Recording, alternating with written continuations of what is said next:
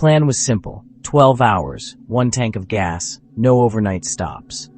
Hotels were expensive, and I was broke from my last semester of school. So I packed snacks, queued up some podcasts, and left just after dawn. I figured if I made good time, I'd roll into my new apartment by nightfall. By hour 9, I was starting to feel it. The sky had turned that deep, drowsy blue, the kind that makes the world feel like it's underwater. My eyes were dry and hot, and even blasting the AC wasn't keeping me sharp anymore. I kept slapping my cheek, singing along to awful radio songs, rolling the windows down. Nothing worked. At hour 10.5, I finally admitted defeat. My vision was going fuzzy around the edges, and my hands were twitching on the wheel. I needed to sleep. Just 30 minutes. Maybe less. Just enough to recharge. I pulled off the highway at the next exit and found a big box store, one of those 24-hour supercenter places. The parking lot was almost empty except for a few scattered cars. I chose a spot way in the back, under a bright overhead light. I figured it was safer that way. Visible, but not too close to the doors. I reclined the seat, cracked the window a bit, and texted my mom. Stopping for a quick nap, I wrote. I'll call when I'm back on the road. I locked the doors. At first, the quiet was unnerving. There's something too still about parking lots at night, too open but too empty. But the fatigue hit hard. My muscles relaxed one by one, and I could feel sleep pulling me under like a tide. Tap, tap, tap. I jerked upright. Someone was standing right outside my window. He looked to be in his late 40s, scruffy beard, ball cap, hands shoved into the pockets of a worn-out hoodie. I froze. He leaned down slightly, giving a tight smile. "Hey there," he said, his voice muffled through the glass. "Hate to bother you, but looks like your back tire's gone flat. I just noticed it as I walked by." My heart pounded. I glanced toward the rearview mirror. Hard to tell from this angle. He gestured behind the car. "You should come out and take a look. I've got a jack in my truck. Could help you change it real quick." Something in me recoiled. Not fear exactly, at least not yet. Just that slow, creeping sensation that something wasn't right. I didn't roll down the window. Instead, I gave a thumbs up and said, "Thanks, I'll check it out in a sec." He didn't move, just stood there, smiling. "I mean, I can show you," he said, a little more insistent now. "You might not be able to see it from in there." I shook my head. "Appreciate it, but I've got roadside assistance. I'll call them." That seemed to flick something in his expression. The smile didn't leave his mouth, but it left his eyes.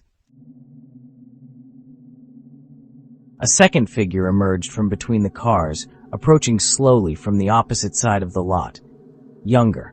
Hoodie pulled up, hands tucked inside. I felt it then. Cold, real fear. My hands fumbled for the ignition. I'd left the keys in. The first man stepped a little closer to the window. "Come on out. It'll only take a minute." "No thanks," I said, louder this time, then turned the key. The engine roared to life. The second man picked up his pace. I didn't hesitate. I threw the car into reverse, so fast, it jerked, backed out hard, and floored it out of the lot. I didn't look back. I drove with white knuckles until I was back on the highway, headlights cutting through the dark like they were the only things keeping the night at bay. My heart was racing so hard, it felt like it would shake the steering wheel loose. The tire was fine. Not low, not flat, not even scuffed. They had lied, and I had almost opened the door. I never texted my mom back. I didn't want to explain it. I didn't want her to hear that fear in my voice. I finished the drive in silence. No podcasts and no music. Just the hum of the engine and the pounding echo of tap, tap, tap in my head. It still makes my skin crawl when I think about it. How close I was. Sometimes I wonder what would have happened if I'd stepped out. And sometimes I wonder how many people did.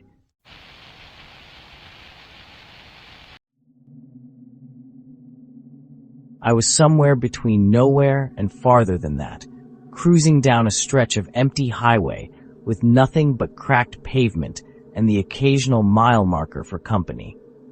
The kind of drive where your thoughts get too loud.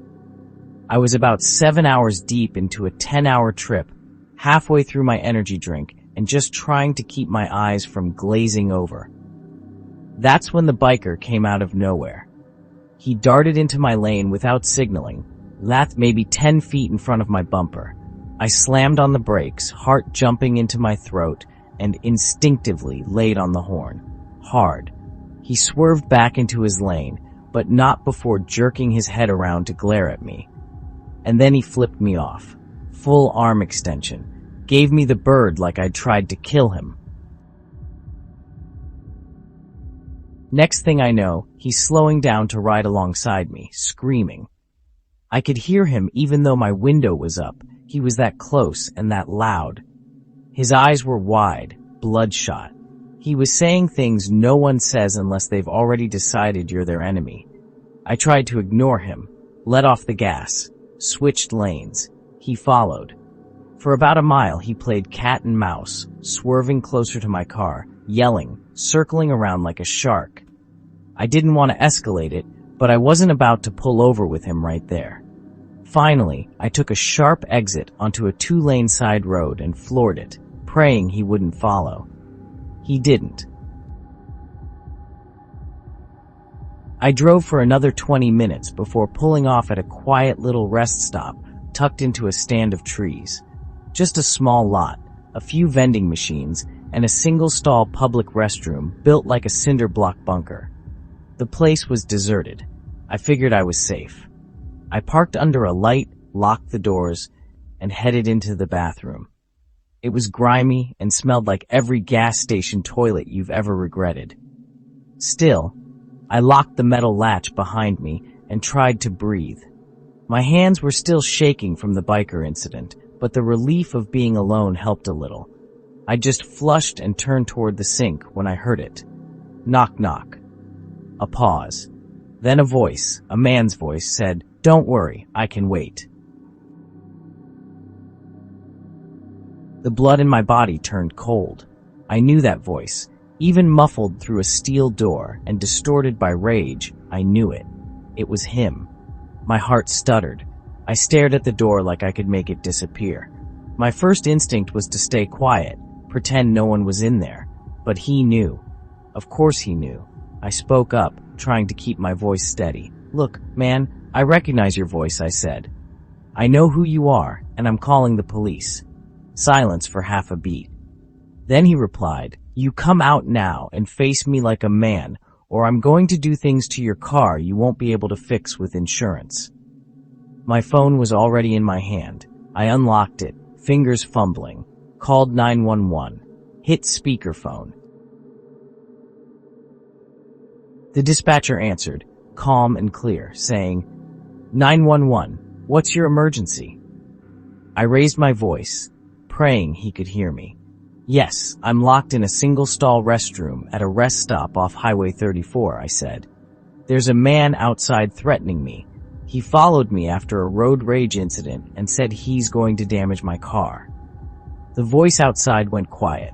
I gave the dispatcher every detail I could, including the biker's appearance and what had happened earlier. She stayed on the line with me while dispatching officers to the location. I must have stood there for 20 minutes, heart thudding with every creak of the wind outside, flinching every time I thought I heard a footstep.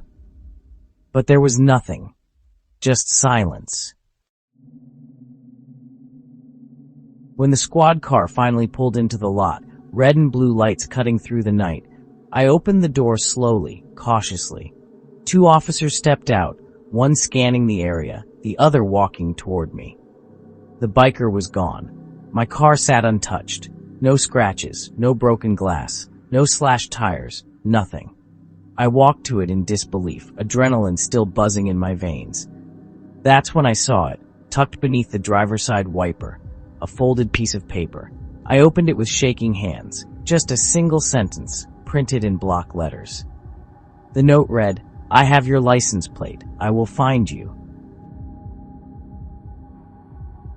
The cops didn't find anyone. No cameras, no witnesses. I filed a report, but we all knew it wouldn't go anywhere. I finished the drive, checking my mirrors every 2 minutes, convinced he'd reappear around every bend. It's been 2 weeks. Nothing's happened, yet. But sometimes late at night, I think I hear a motorcycle engine outside my house. Low, slow, idling and waiting.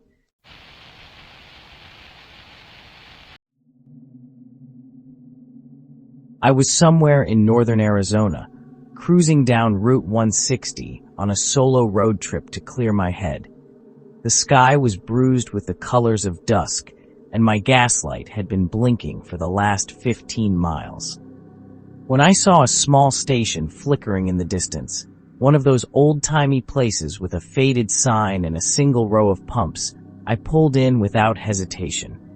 It was the kind of place that felt frozen in time. The lights in the convenience store buzzed overhead like a wasp's nest, and the clerk behind the counter looked like he'd rather be anywhere else. I grabbed a bottle of water, a bag of chips, and one of those sad-looking sandwiches from the fridge. I was the only customer. It was quiet. Then the bell above the door rang. A man and a woman entered. He was average height, wiry, with a shaved head and a dark hoodie. The woman trailed behind him, eyes locked on the floor, shoulders hunched. Her jeans were torn, not fashionably, but like she'd been running through thorns. Her sweatshirt looked 3 sizes too big, and she had a swollen lip. She wasn't crying, but her face looked like it had forgotten how to feel anything at all. They walked past me to the back of the store. I tried to mind my business. I really did. But then I heard the guy mutter something sharp under his breath, something I won't repeat, and her body recoiled like she'd been slapped without even being touched. She turned slightly and our eyes met. That's what did it. There was a scream in her eyes, a silent one, pleading, hollow. "Hey," I said quietly, stepping closer. "Are you okay?" The guy whipped around fast, like he'd been waiting for an excuse to pounce. His eyes were full of static. "What did you say?" he said. I held my hands up, palms out. "Just asking if she's all right," I replied. He stepped forward, not walking, stalking. "You don't know her," he said. "You don't know me. You don't know a damn thing. So keep your mouth shut." The woman didn't say anything. She looked away, back to the floor, like she'd been trained to. I backed off and turned toward the counter. The clerk didn't even look up. I paid, stepped outside, and immediately had that itching feeling in my neck, the one you get when you know you should have just kept your head down. But something felt wrong. I glanced back through the window. The guy was hovering over her, talking low and fast. She flinched when he touched her arm. I told myself, take a photo, just in case. Their car was parked just a few feet away from mine, a rust-colored sedan with tinted windows and no hubcaps. I fumbled for my phone, zoomed in, and snapped a quick photo of the license plate. Then another, wider shot to show the make and model. The door to the store creaked open behind me. "What the hell are you doing?" he asked. I spun around. He was coming straight at me. "You taking pictures of my car?" he said. I took a step back, phone clenched in my hand. I just thought I saw something weird, man," I said. He exploded, yelling, "You think you're some kind of hero? You think you know anything?" He lunged. I bolted to my car, yanking the door open and slamming it shut just as he reached me. He pounded on the window with both fists, screaming incoherently, his face twisted in a rage I've never seen before or since. Spit hit the glass. His eyes were bloodshot. For a second, I thought he was going to shatter the window with his forehead. "Open the door!" he yelled. I fumbled with the keys, finally jamming them into the ignition. My hands were slick with sweat. The engine groaned, then roared to life. I threw it into reverse and hit the gas. The guy stumbled back, almost lost his balance. Then I whipped forward and tore out of the parking lot, tires screeching against gravel. He didn't have time to follow. I looked in the mirror. He was still standing there, fists clenched, staring after me like he wanted to burn my car down with his eyes. And the woman, she was at the edge of the lot, watching me go, not moving, still silent, just watching. I drove for an hour before I felt my heart slow down enough to breathe. I pulled into a diner, showed the pictures to a waitress who offered to call the police for me. They came, took my statement, took the photos, asked if I'd seen them get into the car together. I said yes. They didn't tell me much, but one officer nodded slowly and said, "You did the right thing. We've had a couple reports like this. You might have helped someone." The thing is, I don't know what happened to her. I never will. Maybe they found her. Maybe they didn't. Maybe I was wrong altogether. But I remember the look in her eyes. And now, every time I stop for gas, every time someone walks in behind me, I can't help but glance twice. Can't help but wonder if someone else is silently screaming, waiting for someone to notice. Because that night, I almost didn't.